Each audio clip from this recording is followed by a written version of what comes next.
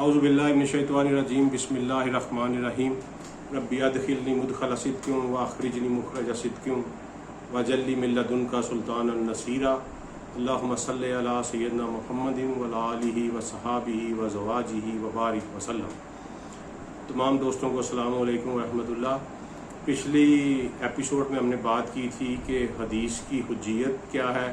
اور حدیث کی تاریخ کیا ہے، اور اس پراپیگنڈے کو الحمدللہ غلط ثابت کیا تھا جو یہ کہتے ہیں کہ حدیث جو ہے وہ نبی کریم صلی اللہ علیہ وسلم کے 200-300 سال کے بعد لکھنی شروع ہوئی۔ اب چونکہ حدیث کا مطالعہ ہمارے لیے بہت ہی ضروری ہے، کوئی بندہ بھی اس وقت تک قرآن کو نہیں سمجھ سکتا جب تک حدیث کو نہ سمجھے، اور کوئی بندہ اس وقت تک حدیث کو نہیں سمجھ سکتا جب تک قرآن کو نہ سمجھے، کیونکہ حدیث کو سمجھنے کے لیے قرآن کا بیسک نالج ہونا بہت ضروری ہے۔ لہٰذا میری گزارش ہے کہ تمام بھائیوں سے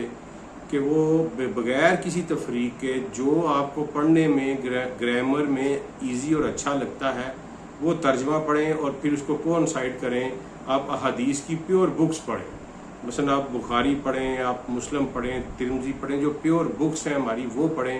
تو 2-3 دفعہ پڑھیں گے تو آپ کو ساری بات کلیئر ہوتی چلی جائے گی، وہ آپ کو ساری حدیث بھی ملتی جائیں گی اور کوانسائڈ ہو جائے گی بات ساری کی ساری۔ تو آج جو ہم ڈسکس کریں گے انشاءاللہ وہ یہ کریں گے کہ مطالعہ حدیث کو کس طرح کیا جائے، اور اس میں اگرچہ یہ بہت بڑی سائنس ہے اور بڑی ٹیکنیکلٹیز اس میں انوالو ہے، لیکن میں ایک سمپلیفائڈ میتھڈ میں آپ کو بتاؤں گا 2-4 چیزیں جو ہر پڑھا لکھا انسان انشاءاللہ یاد کر لے گا، اور اس کے بعد اس کو حدیث پڑھنے کا مزہ آئے گا، اس کا دل لگے گا حدیث کے علم میں۔ تو حدیث جیسا کہ میں نے بیان کی کہ یہ روایات پہ مبنی ہے، اور جو راوی ہیں ان کا ریکارڈ پچھلی ایپیسوڈ میں نے بتایا تھا کہ کس طرح ہم نے اسماء الرجال کے نام کے اوپر تقریباً 5 لاکھ انسانوں کا ریکارڈ جو ہے وہ جمع کر لیا ہے، اور اس ریکارڈ کی روح سے ایک چین بنتی ہے جو اس راوی سے لے کر نبی کریم صلی اللہ علیہ وسلم تک یا صحابہ تک جاتی ہے۔ تو اس چین کو روایت کہتے ہیں۔ یہ تو ہو گئی روایت۔ مثلا میں کہتا ہوں جی میں نے یہ بات بیان کی، میں نے سنی ریاض سے، ریاض نے سنی تنویر سے، تنویر نے سنی شفیق سے، شفیق نے سنی اعظم فاروق سے، اس طرح یہ سلسلہ چلتا چلتا آگے ایک تابعی پہ پہنچتا ہے، اور تابعی کے بعد صحابی پہ پہنچتا ہے، اور پھر صحابی جو ہے وہ رسول اللہ صلی اللہ علیہ وسلم سے روایت کرتے ہیں۔ تو یہ ایک چین بن جاتی ہے جو انسانوں پر مشتمل ہے، اور اس چین میں آنے والے ایک ایک بندے کو پرکھا گیا ہے، چھانٹا گیا ہے، اس کی سیکروٹنی کی گئی ہے، اور اس کا ریکارڈ محفوظ کر دیا گیا ہے کتابوں میں۔ اس لیے ہمیں الحمدللہ اس پہ کوئی شک نہیں ہے۔ دوسری بات یہ ہے، ایک یہ روایت کی بات ہوگی، ایک ہوگی درایت کی بات۔ درایت یہ ہے کہ حدیث جو ہے وہ فٹ ان بیٹھنی چاہیے آپ قرآن کے متن میں اور ہمارے ضروریات دین میں۔ مثلا اگر کوئی حدیث جو قرآن سے ٹکراتی ہوگی، قرآن کے واضح مفہوم کے خلاف ہوگی، اس کی روایت چاہے جتنی مرضی پکی ہو وہ حدیث نہیں لی جائے گی۔ اسی طرح اگر کوئی حدیث آپ سمجھ لیں کہ مثلا ایک مثال کے طور پر ایک حدیث میں آ جاتا ہے کہ جناب نمازیں جو ہیں وہ 5 کی بجائے 3 ہیں،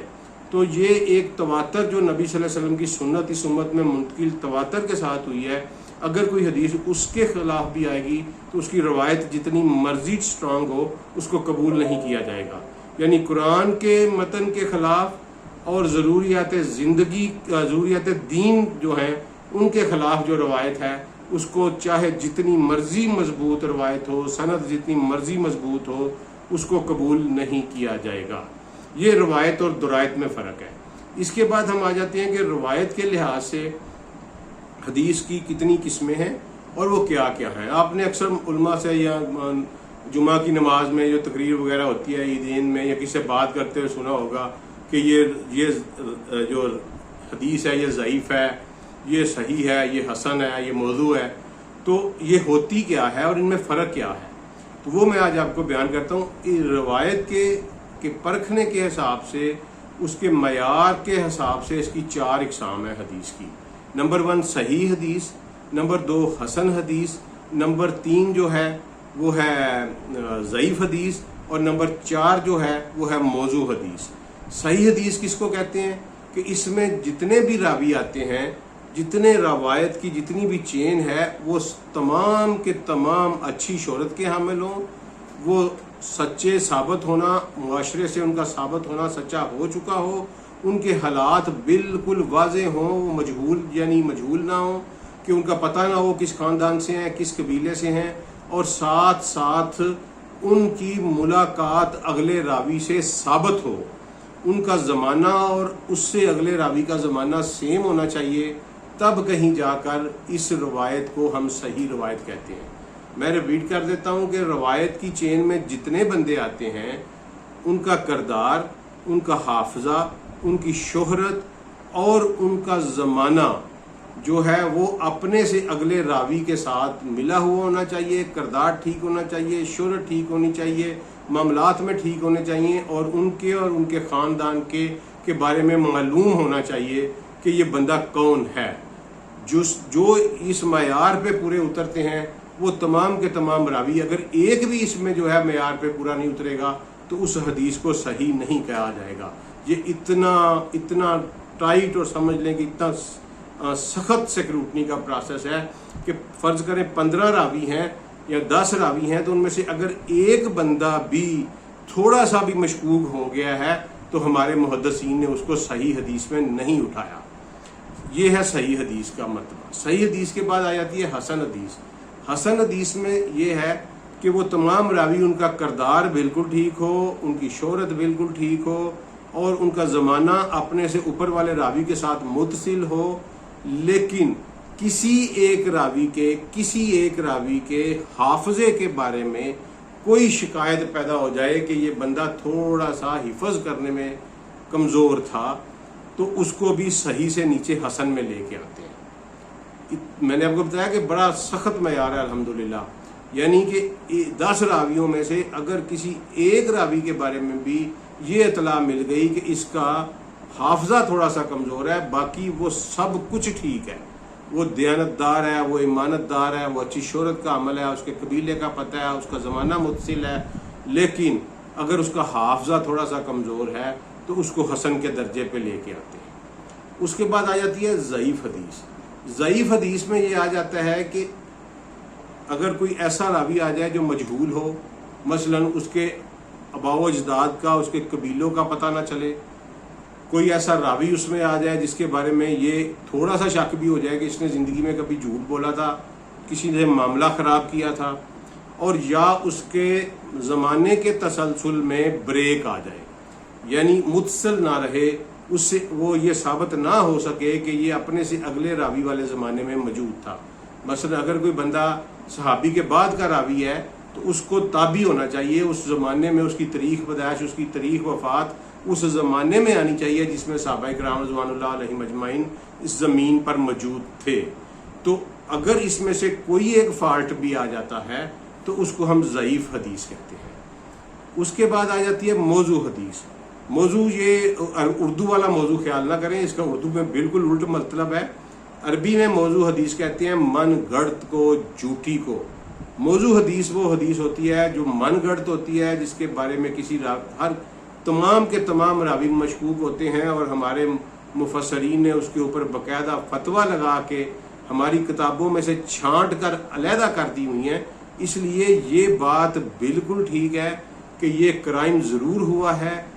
لوگوں نے نبی کریم صلی اللہ علیہ وسلم کے ساتھ منسوب کر کے غلط احادیث کو شامل کرنے کی کوشش ضرور کی ہے، اس کے بہت سارے عوامل ہیں، اس کو ہم آگے جا کر کبھی کسی اور ایپیسوڈ میں ڈسکس کریں گے کہ یہ ایسا کیوں ہوا، لیکن یہ بہرحال کوشش یہ ضرور ہوئی۔ لیکن اللہ نے چونکہ اپنے محبوب صلی اللہ علیہ وسلم اپنے دین کو قیامت تک کے لیے پرزرو کرنا تھا، تو اللہ تعالیٰ نے ہمیں ایسے محدثین دیے، ہمیں ایسے ہمارے علماء، ہمارے سلف جو تھے وہ اتنے محتاط تھے کہ انہوں نے بلا دڑک، بغیر کسی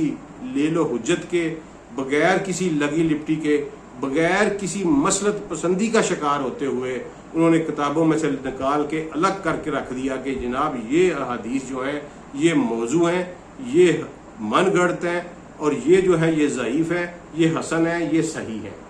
اب بات آتی ہے عمل کرنے کی۔ صحیح حدیث جو ہے اس روایت کے مطابق اور درایت کے مطابق، اس کا سٹیٹس بالکل سمجھ لیں کہ آپ قرآن کے برابر ہے، بالکل وہ جس طرح قرآن میں جو اللہ کا حکم ہے، صحیح حدیث جو روایت اور درایت میں ہے وہ وہی حکم ہے جو اللہ کریم کا اس حدیث میں آپ کو مل رہا ہے۔ صحیح حدیث جو روایت اور درایت کے مطابق ہو اس پر یقین کرنا اور اس کو تسلیم کرنا ایمان کا حصہ ہے۔ اس کے بعد آ جاتی ہے حسن حدیث۔ حسن حدیث بھی بالکل اس طرح ہے، اس میں تھوڑا سا میں نے آپ کو بتایا کہ کوئی ایک شک پڑتا ہے کہ اس بندے کا حافظہ کمزور ہے تو اس کو ہم حسن کہتے ہیں، ورنہ حسن حدیث بھی لی جاتی ہے اور اپنے تمام معاملات میں اس پہ اوپر کوئی جرا نہیں ہے کہ حسن حدیث کو نہیں لیا جانا۔ باقی رہی ضعیف، آگے آ گئی ضعیف حدیث۔ ضعیف حدیث بھی دیکھیں یہ کوئی ضروری نہیں ہے، یہ بڑا ایک احتیاط کا دو دھاری تلوار ہے۔ ایک طرف نبی کریم صلی اللہ علیہ وسلم نے یہ فرمایا کہ جس نے میرے ساتھ جھوٹی بات منسوب کی وہ اپنا ٹھکانہ جہنم میں کر لے۔ وہ بندہ پکا جہنمی ہے جو نبی کریم صلی اللہ علیہ وسلم کی نام کے ساتھ جھوٹی بات منسوب کرے۔ اور دوسری طرف اگر خدا نہ خواستہ وہ بات نبی کریم صلی اللہ علیہ وسلم کی ہوئی تو پھر ہم اس کو ضعیف کہہ کے ریجیکٹ کر دیں تو پھر بھی ہم گناہ گار ہوں گے۔ لہٰذا اس میں بڑی احتیاط کی ضرورت ہے۔ ضعیف وہ حدیث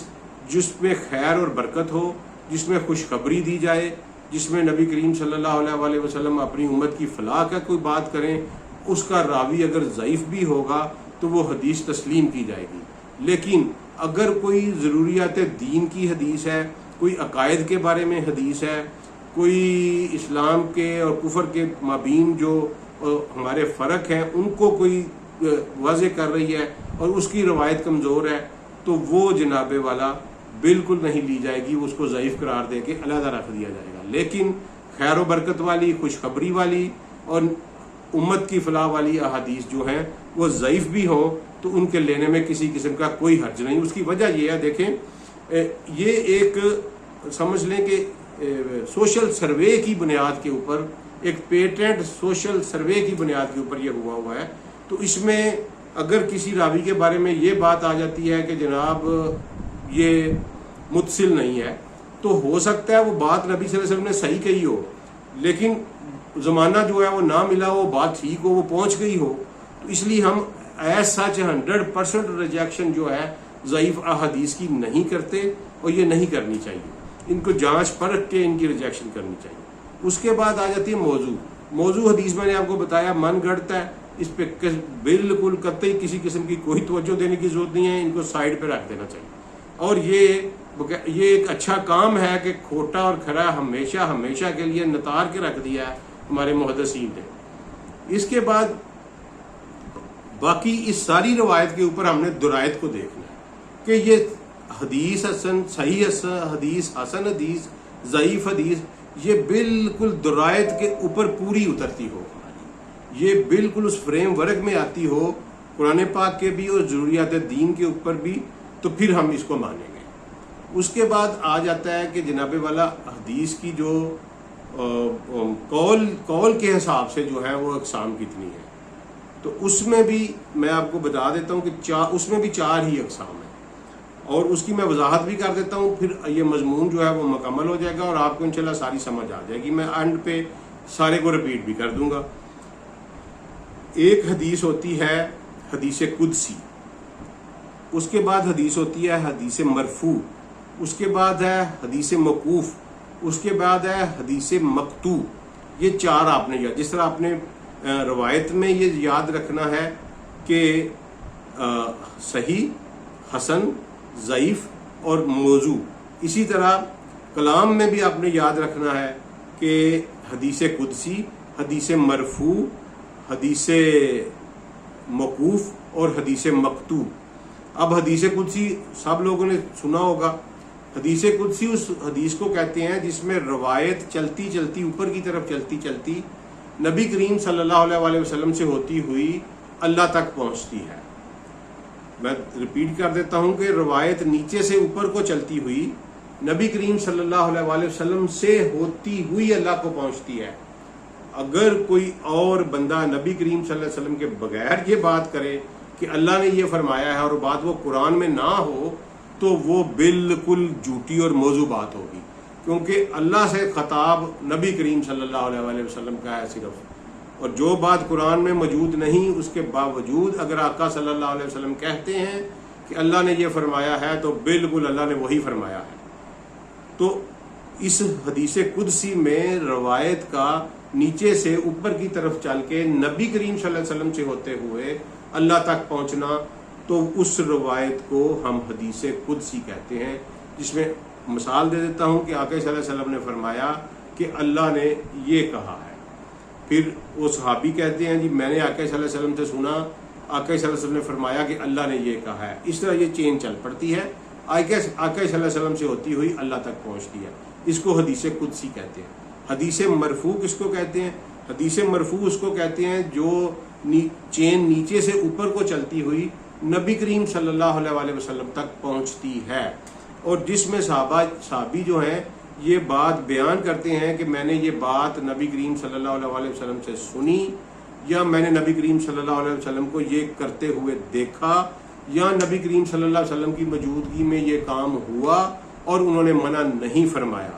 یہ ساری کی ساری احادیث مرفوع ہو جائیں گی، جس میں صحابی روایت کریں گے کہ میں نے نبی کریم صلی اللہ علیہ وسلم سے سماعت کی، میں نے نبی کریم صلی اللہ علیہ وسلم کو عمل کرتے دیکھا، یا یہ عمل نبی کریم صلی اللہ علیہ وسلم کے سامنے ہوا اور انہوں نے اس سے منع نہیں فرمایا۔ اس کے بعد آ جاتی ہے حدیث موقوف۔ حدیث موقوف یہ ہے کہ جس میں صحابی یہ روایت کرتے ہیں لیکن وہ یہ بیان نہیں کرتے کہ یہ نبی کریم صلی اللہ علیہ وسلم نے فرمایا۔ چونکہ ہم کہتے ہیں کہ ہمارے تمام صحابہ جو ہیں وہ عدول ہیں، عادل ہیں، اور حدیث کی حد تک الحمدللہ دنیا نے بڑی چھان پٹک کر کے دیکھ لی ہے، بڑی انویسٹیگیشن کر کے دیکھ لی ہے، کسی صحابی پر غلط حدیث بنانے کا الزام آج تک ثابت نہیں ہو سکا، بلکہ لگایا ہی نہیں جا سکا، الحمدللہ الحمدللہ۔ تو اس لیے ہم یہی تصور کرتے ہیں کہ صحابی جو بات کہہ رہے ہیں وہ نبی کریم صلی اللہ علیہ وسلم سے سن کر ہی کہہ رہے ہیں، لہٰذا لیکن اس حدیث کو ہم حدیث موقوف کہتے ہیں کہ اس میں وقفہ آ گیا ہے۔ نبی صحابی یہ نہیں بتا رہے کہ انہوں نے نبی کریم صلی اللہ علیہ وسلم سے سنا ہے، ان کو کرتے دیکھا ہے، یا وہ وہاں موجود تھے یا نہیں موجود تھے، یہ نہیں بتا رہے، لیکن وہ یہ کہہ رہے ہیں کہ یہ بات نبی کریم صلی اللہ علیہ وسلم کا قول ہے، تو اس کو حدیث موقوف کہتے ہیں۔ اس کے بعد آ جاتی ہے حدیث مقطوع۔ حدیث مقطوع اس کو کہتے ہیں جس میں تابعی پہ جا کے تان ٹوٹ جاتی ہے اور آگے صحابی کا نام نہیں پتہ ہوتا، اس کو حدیث مقطوع کہتے ہیں۔ مثال کے طور پر